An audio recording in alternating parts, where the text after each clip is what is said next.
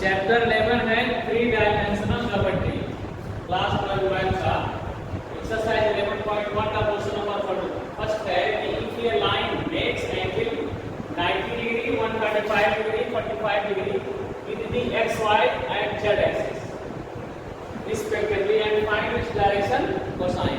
Direction cosine हमें मालूम करना है। तो डायरेक्शन कोसाइन को हम n से भी लिखते हैं। n इक्वल टू होता है cos अल्फा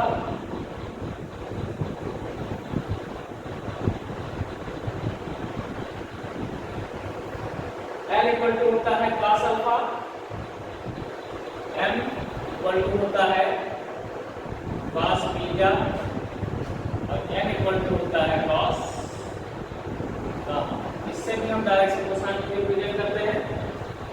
तो यहाँ l की वैल्यू है मान लीजिए 90 डिग्री, तो cos l equal to cos 90 degree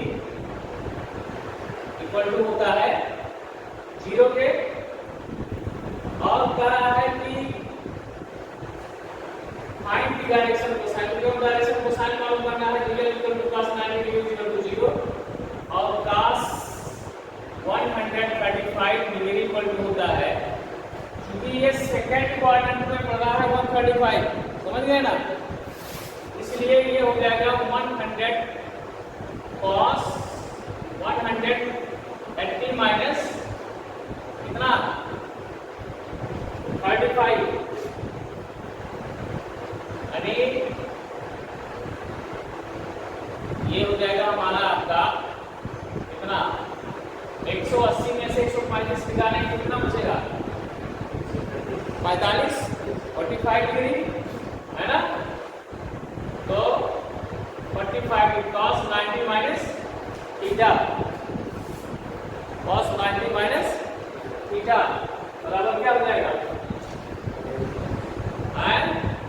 minus sine theta. क्या हो जाएगा माइनस साइन थीटा।